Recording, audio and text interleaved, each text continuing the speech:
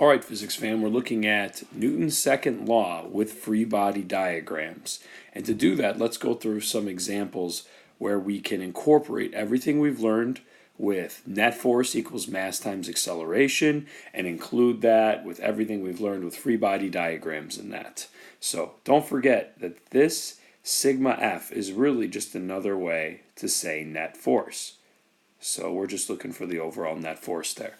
All right, you have an upward force of air resistance and you have a downward force of gravity. If you look at the two of these guys, they equal each other out, so they cancel each other out. So the overall net force is 0 newtons. Now, if you have no net force, you have no acceleration as well. So the only thing left to solve for in this example is the mass. If you think about it, mass is related to weight in some way, and weight is the same thing as the force of gravity. And we know that weight is equal to mass times the acceleration of gravity. So, if we plug in for weight the force of gravity, which is 0.10 newtons, and we don't have the mass, but we know that the acceleration on Earth is negative 9.8. When we divide both sides by negative 9.8, we can end up getting an answer for mass, which ends up being about 0.01 kilograms. All right, so because of that, we can solve for the mass. Again, this is just a free body diagram. This object must be falling because there's a force of gravity and air resistance pushing back up. But that was a simple one to start with. Let's go to the next one and see how it goes. For the next problem, we have an elephant that must be falling through the air, strangely enough. And the reason we can tell this is because there's a force of gravity and an air resistance involved as well. Now we're given mass and we're given acceleration. So if we want to find the net force, we can do that simply by the equation net force is equal to mass times acceleration. Now we need to solve for the net force, and we can, but we already have the mass, which is 10,000 kilograms, and the acceleration, which we have already given to us, which is 8, and it's a negative 8.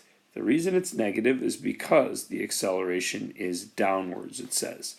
So we multiply that together, the overall net force ends up being about negative 80,000 newtons. Now that sounds like a lot, but we're dealing with an elephant here, so that's not that ridiculous. Now that was for your net force, but we'll also need to solve for our air resistance force and our force of gravity. To do that, I'm not sure which one we need to do because them added up would equal the net force. So the overall net force would be equal to the force of air resistance plus the force of gravity. Unfortunately, I don't know either of them yet, so I'll have to hold off on plugging into that equation.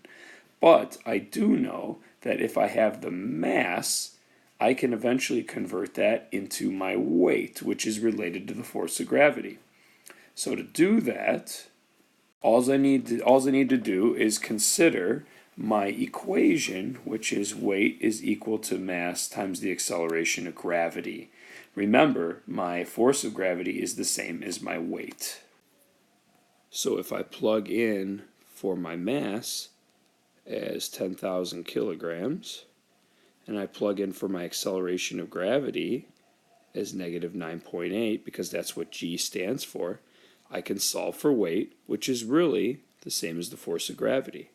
Multiply those together, and I get negative 98,000 newtons, which is the force of gravity.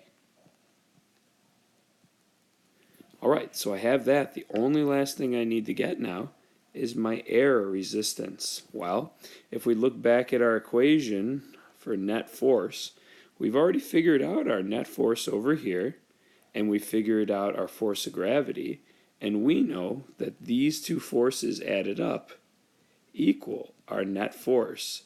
So I'm just going to plug into that equation right here and solve for air resistance. So I know my net force, as I found earlier, is negative 80,000.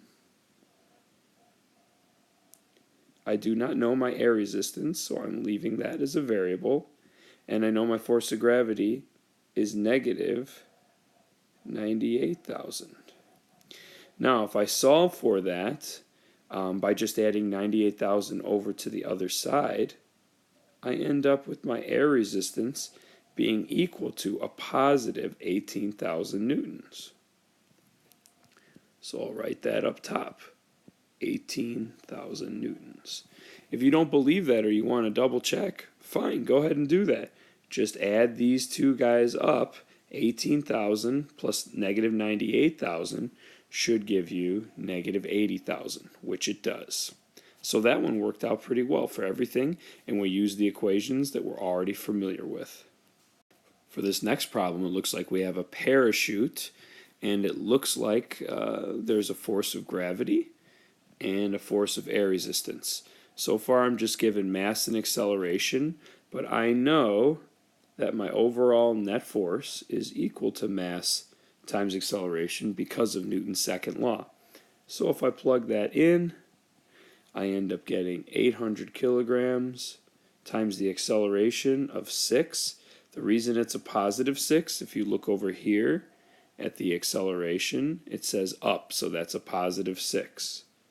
Multiply those two out, and you end up getting a positive 4,800 newtons for the net force. So I will put that down here at the bottom. All right, so my net force is solved for.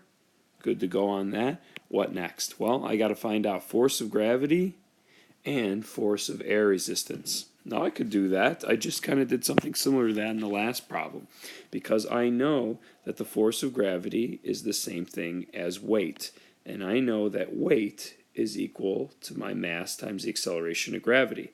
So if I solve for weight, I'll solve for the force of gravity, and in this case I know my mass is 800 kilograms. That's already given to me, and I know that gravity's acceleration is negative 9.8. I can multiply those together, and I'll end up with negative 7,840 newtons. Now, should it be negative? Absolutely, because the force of gravity or weight is a downward directed force. So that makes sense since it's a vector quantity. Now that I've solved for that, the last thing I need to figure out is my force of air resistance. Now, I know that the overall net force is equal to these two forces added up, right, the top and the bottom. So that would just simply be the force of air resistance plus the force of gravity. Well, I know two of the three of those already, so I can plug that in. My net force is 4,800, and my force of gravity, I know, because I just solved for it, is negative 7,840. If I add 7,840 to the other side to get air resistance by itself, boom, boom, boom, I can end up with 12,640 newtons for my air resistance. I'm going to write that at the top. And there we have it. We've plugged in all of the blank spots. If we look at letter D now, we notice that in the y direction, the up and down forces cancel out. So they're in equilibrium. But there is an overall net force going backwards in the x direction. So that means the overall net force is negative 9,000 newtons. The reason we don't have to add up anything to that is because there is no opposing force. So now this should be pretty easy to figure everything else out. Mass I need to figure out, but I know that the weight is equal to the mass because of the acceleration of gravity. And I know that my force of gravity is the same thing as weight. So I can plug in that 10,000 newtons for weight. I don't know my mass, but I do know my gravity is negative 9.8 for acceleration. If I divide negative 9.8 over to the other side, I end up getting 1,020.4, and that's kilograms. Now forgive me, this is a negative value for weight because it is a force that is going downwards. So the two negatives here should cancel out when you divide, and you end up with a positive value. So your mass should be 1020.4 kilograms. Now that you have that, just use your net force equals mass times acceleration to solve for acceleration. That would be negative 9,000 equals your mass, which is 1020.4, times A, which is acceleration. Divide over to the other side to solve for A, and you end up getting about negative 8.82 meters per second squared. And we'll write that in right there. Notice that it is a negative acceleration because your net force is in the negative direction, so your acceleration should be in the negative direction as well. All right, see you in the next session when we continue.